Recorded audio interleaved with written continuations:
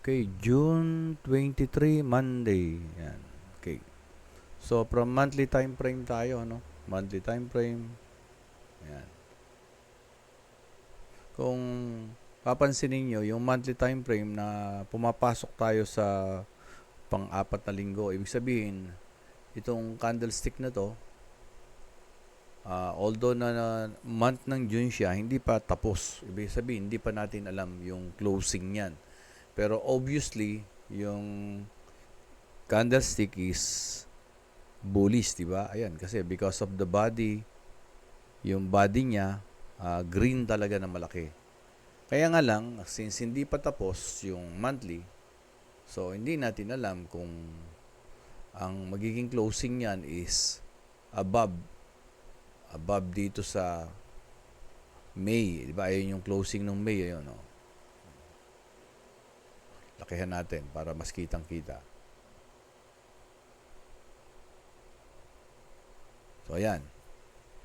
Again, ayun yung closing nung May. So, on the third week kasi, nagkaroon ng correction. Yun. Pumalik, sabi nga. Tumaas, kasi nag-open dito yan. Tumaas, tapos na-reach niya. Mas mataas actually dito sa high ng May, pero nag-correction siya. Correction. Sa ngayon, hindi pa natin alam if the month of June magko-close siya above May. Kung mag-close siya above May, so this is a very strong candle. Pagka ganun nangyari, again, pag nag-close, halimbawa, nag-close yan, ayan, naging ganyan. Tapos may konting buntot doon, ayan. So, pag ganyan nangyari, very close yung candlestick na yan. Yun nga lang, pwede pa rin magkaroon ng buntot na ganyan simply because itong ano ba to? Di ba ito May, June, April, yan. So, ito naman yung resistance ng April. So, lagi nating tatandaan yung mga yon, ano? Kasi kaya we need to go from we need to start from monthly time frame. So, para makita natin ano yung mga resistance na malalakas na pumigil sa price on the monthly time frame. Napaka-importante nun. Okay. We go to weekly para makita natin kung bakit nagkaroon ng buntot, di ba? Weekly. So, ayun yung weekly, no? Ayan. So, ayun siya. Ayun. Kaya nagkaroon ng buntot kanina. Balik tayo ng monthly. Ayan. So, ito yung buntot. Ayan. Yan yung buntot. Nangyari yung buntot na yan on the third week of June. So, kailangan nakukuha natin yun, natatandaan natin yun. Ayun, yun siya. And then, nag-retrace siya. Di ba? Ayun, no? So, again, paano tayo maglalagay ng support and resistance? From here, tumaas. Ayan. So, hanggang doon nakarating. Ito naman, lumagpas dito, pero bumalik. Ibig sabihin, nagkabuntot. Kaya, hindi rin siya nakalagpas. So, still, ito ngayon ay resistance. So, ayan, 1 touch, 2 touch. Ito naman, sakto lang. So, third touch. Ito, tumaas, pero bumalik. And then again, since buntot, hindi pa rin siya nabutas. So, pang-apat na touch. Ito naman, medyo hindi na. Talagang hindi na nakarating. And then, ito ngayon, from here, nag-open dito, nag-gap down. So, tumaas, pero huminto na naman dito sa resistance na to. So, 1, 2, 3, 4, 5, 6. And then, ito naman, talagang na-reject na naman. 7. Ito, nag-try. Try again, then reject pa rin. Pero itong candlestick na to, which is weekly candlestick, first week of June, second week of June, binutas niya talaga yung resistance. So, ayan siya ngayon. Kung papansinin niyo yung body ng candlestick, itong body nito, body ng candlestick na yan, yung lumagpas dito is more than 50% ng body. So, kaya siya tinatawag na breakout. Pag tinanong mo naman, bakit siya breakout? Kasi na-break niya yung resistance. So, itong resistance na to ngayon, dahil na-break nito more than 50% ng body, nag-close dito yung candlestick, this is now your new support. Resistance turns support simply because na-breakout nga siya. Na-breakout simply because the body is more than 50% at nag-close above this resistance, now turns support. Tumaas, but merong previous high dito that serves another resistance. Kaya nagkaroon ng rejection pababa. Okay? Pero papansinin nyo na itong papaliwanag ko na to, papansinin nyo na to.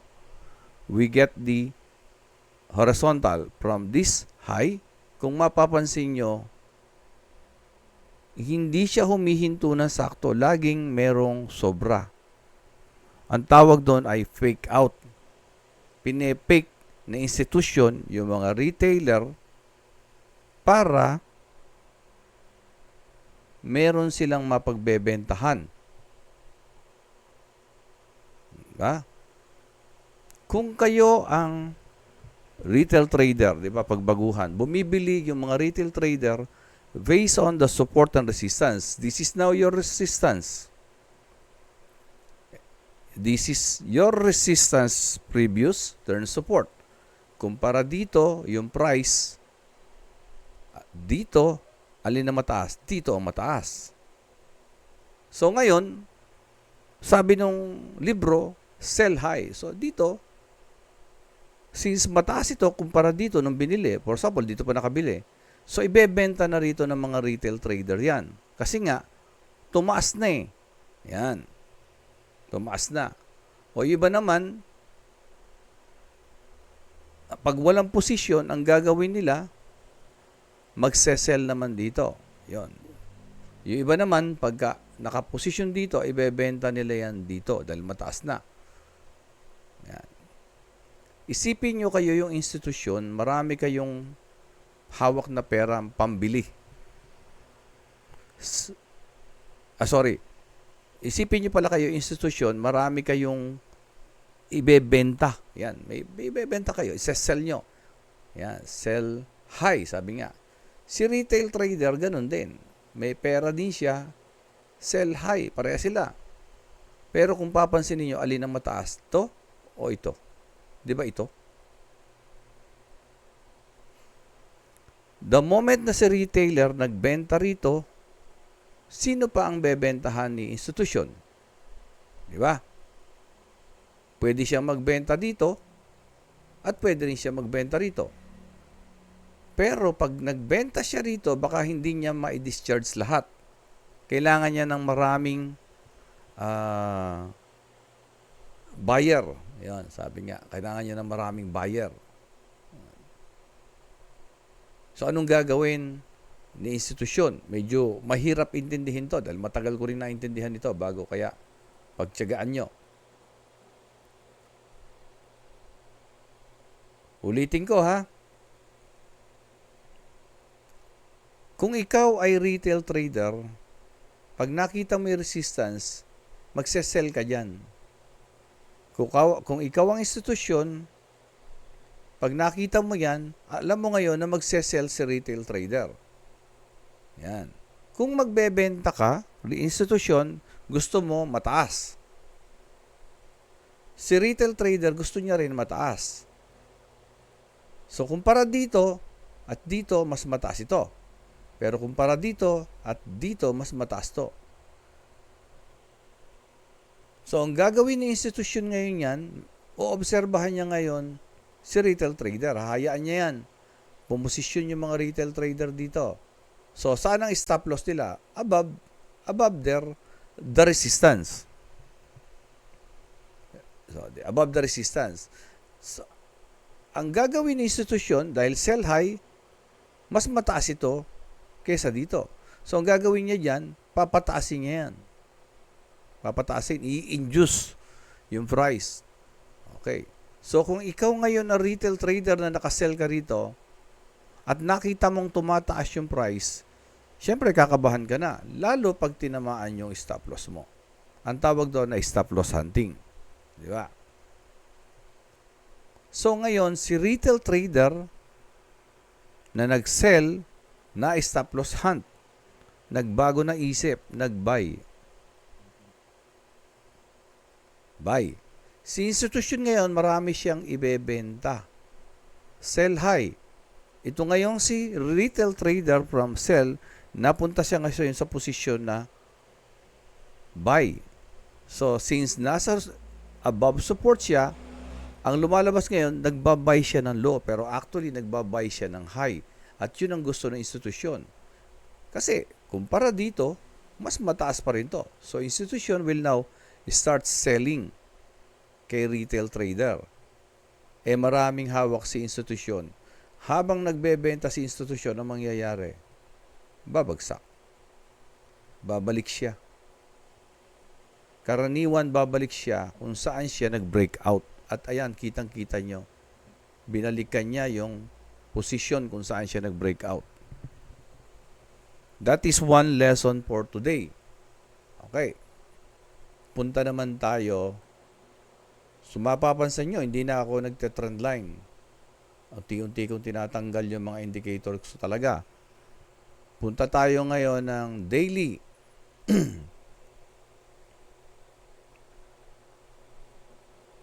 Yan. Pansinin nyo lagi kung saan nanggagaling yung impulse. Tulad nito. Hindi man ito totally binalikan, ayun, sinundot niya. Ito, impulse. Di ba? Babalikan niya yan. Ito, isang araw, tapos binalikan ng 1, 2, 3, 4, 5. Obserbahan niyo yung ginagawa ni candlestick na yan. Di ba? Ito, impulse din to, di ba? Binalikan. O, ito. Di ba? 1, 2, 3. Tapos binalikan. Di ba? Binalikan yan. O, yun o. Ayun o. Di ba? Sinundot. Lagi yan. At kung ganun sa higher time frame, ganun din sa lower time frame. Last Friday, again, this is Thursday, this is Friday. Kung kukumpara natin itong dalawang to, parehas naman silang small body, pero tingnan nyo yung wick sa baba, parehas mahaba. Pero yung wick sa taas, humikli ito. Ito kasing mahaba na to is a sign of rejection from the seller. Ibig sabihin, malakas pa yung seller, kaya nire-reject niya pa yung buyer.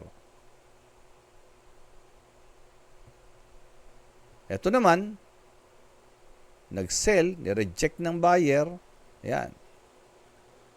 At nag-close halos sa loob ng body. Ayan, may konti mang buntot, pero it's a sign na pag pinagkampuran mo yung buntot, malakas yung buyer. Di ba? Bumagsak ba naman, tapos ni-reject pabalik. Ayan. At inabot na. Ito. Isasara niya yan lagi. Di man susunod na araw, ikalawang araw, isasara niya yan. Bakit? Kasi kailangan siyang bumalik kasi that will serve as the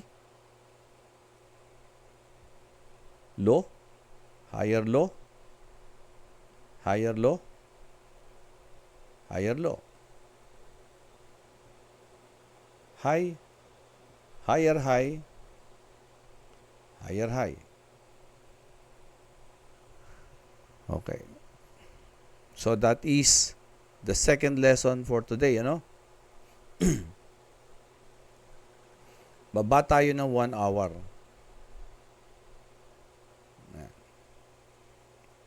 Pero sige, lagyan natin ng trend line. Kasi para matandaan nyo. Lagyan natin ng trend line. Yan. Yan. At nakita nyo yung candlestick is on the trend line. The trend line, below trend line, serves support. Di ba? And then, balik tayo sa weekly. Di ba? Ayan yung ating another horizontal line, support. Di ba? Ay, sorry. Trend line, horizontal line lagay natin. Ayan, doon. So, pagbaba natin ng daily, Ayan, makikita natin, ito yung yellow. So, dalawang confluence na yung support. Tapos, yung wick sa ilalim. Small body, maliit ang wick sa taas. So, it's a sign na talagang medyo yung buyer dumarating na. Kaya lang, bakit may natatalo pa rin? Di ba? If this is really a bullish bias, bakit may natatalo o ganon? Ayan. Anong ginagawa nung tatlong psychology? The first psychology is the candlestick. So, lahat ng nakikita natin dito is the psychology ng retailer at saka ng institusyon. Pag pinaghiwalay natin yon, mas magiging malinaw. But we need to go down 1 hour time frame. 1 hour. Yan.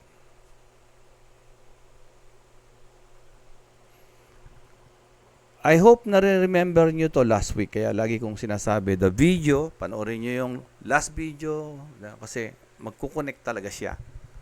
Yan. This is the last video last candlestick nung Monday, di ba? Nung Friday, yan. Ayan. Gumanon, tapos nag-sideways. Ayan.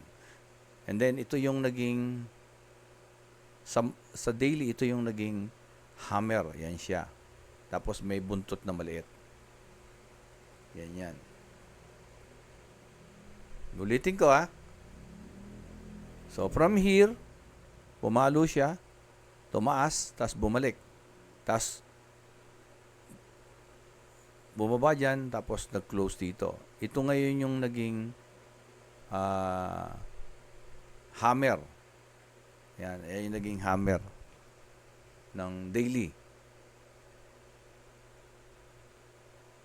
Di ba? May hammer ng daily. Tingnan nyo. So, ito. Yun siya, yung kabuuan na yon. So, huwag kayong mag-alala kung nalilito kayo. Kasi kahit naman ako, dati talagang nalilito ako dyan. That is normal. Kaya nga, dinadahan-dahan natin. So, but at least we need to try na ipaliwanag na ngayon hanggang magkaroon kayo ng kaliwanagan kung paano ba yan binabasa. It will take time pero hindi imposible. Posible yan. Lalo na kung pinaliliwanag ko naman. And then, Saturday and Sunday, pumutok ang balita. Sabi, binomba ng, ni Trump ang Iran. So, pag binomba, pag may war, naturally, the gold will go up.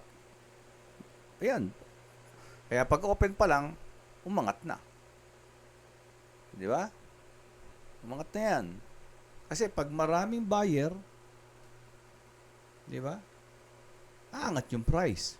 Paano nangyaring umangat? Kasi yung iba kasi, dahil nakita nila to, yan, yung candlestick na yan, so isipin lang, hammer, support, retail trader, buy. Buy ako. Monday, buy ako.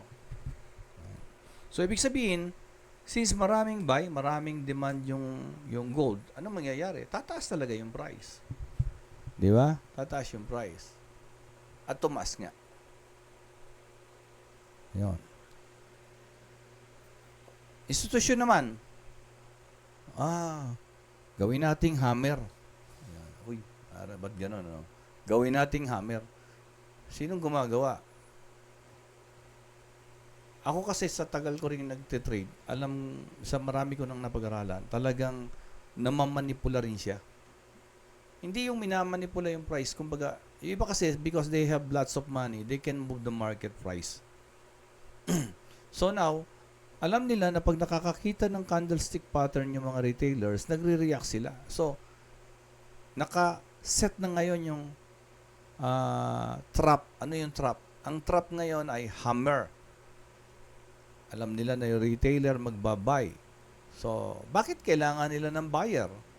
Kasi, si institusyon, parang tayo din. Gusto niya, sell high. Saan nang mas mataas? Dito o dito? Diba? Dito? So, because of the hammer, alam niyang bibili yung mga tao. Tataas, bibili yan eh. So, nung nakita niya yan dyan, diskarga ng posisyon niya. Since the institution, marami siyang kayang ibenta, what will happen pag marami ng nagbebenta sa market? Babagsak yung price. Yan. Natural yan.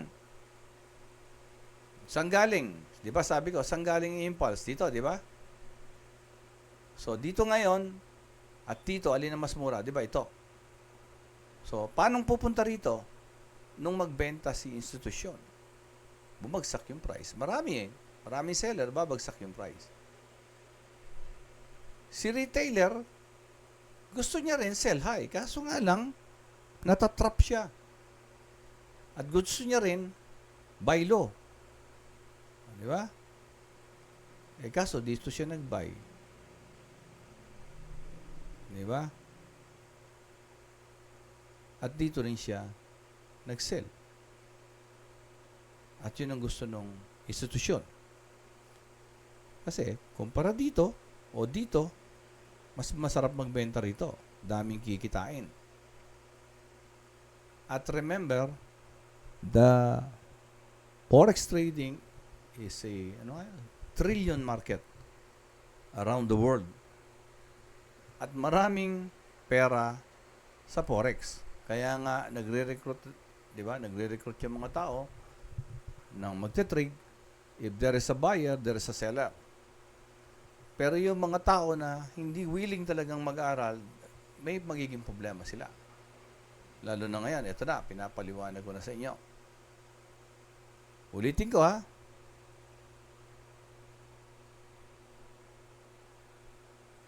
Si retailer at saka si institusyon ay parehas lang.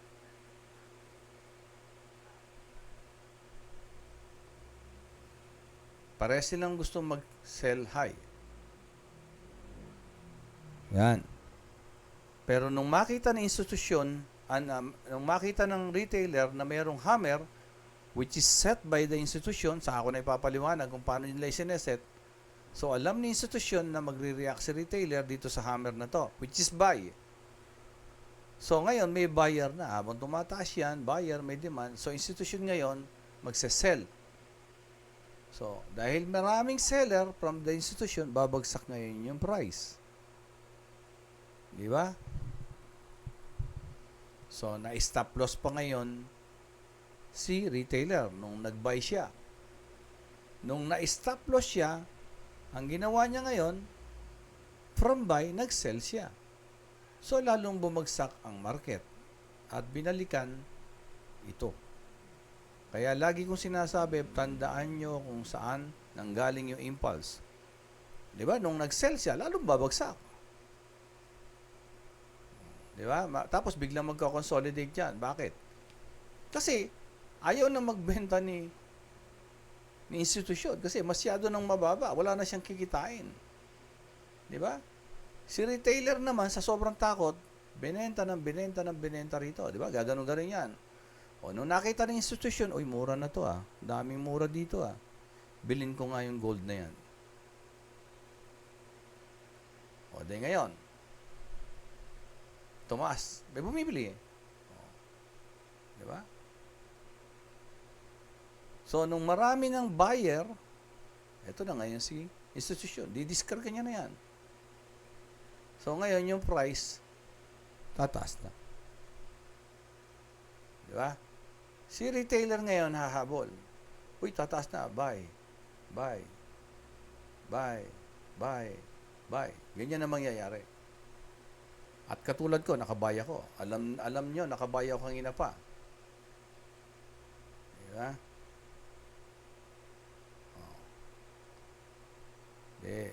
Nung makita ko to, uy, buy na ako. Buy. Okay. Pagdating dito, sell.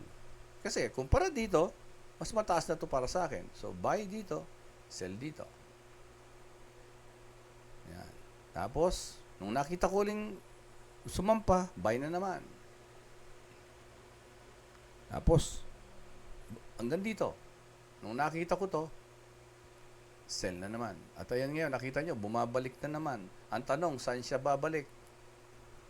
Di ba? Bakit laging bumabalik? Kaya yung iba natatalo.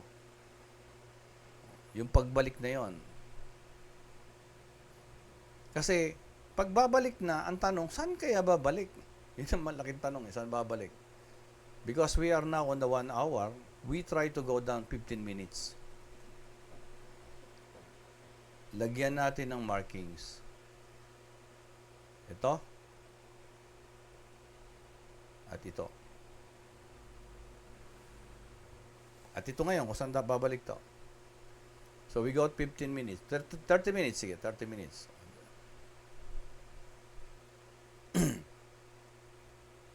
Diba? Ito yung buntot.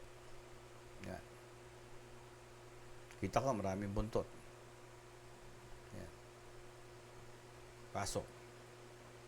Pansinin nyo, laging bumabalik. Yan na, bumabalik. Bumabalik pilit. So, ito ngayon, dahil malaki to, babalik na naman yan. Ang tanong, saan babalik? Karaniwan kung saan nagbe-breakout, kaya pag-aralan nyo, ano ibig sabihin ng breakout? Kung saan nagbe-breakout o kung saan lumalabas sa consolidation, doon siya bumabalik. Yan. Ihinto yan. O, tapos, di ba, babalik. Ayun na, may consolidation dito. Babalikan niya yan. O, may consolidation dito. Breakout. Saan kaya babalik? Malamang dito. Okay. So, baba tayo ulit ng 15 minutes. Tingnan natin. So, itong impulse na to, saan ang galing? Di ba dito? Malamang niya, babalikan niya. Ito, bakit tuminto ito? Dahil dito. So, ito ngayon, di ba, nag-consolidate. Nag-breakout. O, di ba nalikan, di ba? Ayun. Hindi man sakto, pero binalikan. O, ito. Galing dito. Itong impulse na to. O, di ba, binalikan. Ito nga, mas malaki. Ulitin ko, ha. Applicable dito sa lower time frame din yung sinasabi kong saan nang galing. O, ito. Ito. Saan galing? Di ba dito? Consolidation yan, di ba? O, di ba binalikan? Pak, sabi niya, dahil meron dito, bumalik. Saan babalik? Kasi, saan ihinto at saan babalik? Laging yun ang problema ng isang trader, retail trader. Ito. Okay. So, dahil dito, huminto, nung na-breakout, huminto na naman. Bakit bumalik na naman? Bakit huminto na naman? Dahil dito. Saan babalik? O, pwedeng dito. Pwede kasi, hindi ko pa tapos. Kaya sabi ko, pwede. Pero ito, masasabi ko, binalikan. Ayun. Diba? Ito, binalikan. Diba? Diba? Ano natin? Ayan. Oh. Diba? Ito. Ito. Ayun. Hindi masakto. Horizontal line lagay natin. Oh. Kasi ito is halos consolidation yan. Oh. Lagyan natin ng horizontal line. Oh. Oh, di ba? Naabot yung pula sa baba. Lagi niya inaabot. Last video sinabi ko na yan. Babalikan niya yan. Kaya lang, minsan hindi pansinin kasi napansin nyo, sinundot lang, sinara lang. Sinasara niya lang lagi. So, nung nandito, di ba? Ito. Tumaas. Pero hindi pa nakasara. So, pagdating dito, di ba? Binalikan. Even gap down, gap up, ayan, sinara niya. Nag-gap up siya, kaya sinara niya uli. So, yun yung mga important lesson. O yan, inaabot na naman yung pilit. So, sana meron kayong natutuhan yan at pagtiyagaan yung ulit-ulitin yung video na to hanggang sa makuha nyo. Para sa mga susunod, pagka pinapaliwanag ko na, madali nyo nang makita. O madali nyo ma-pick up ano yung sinasabi kong babalikan. Bakit babalikan? Alam nyo na kung bakit babalikan.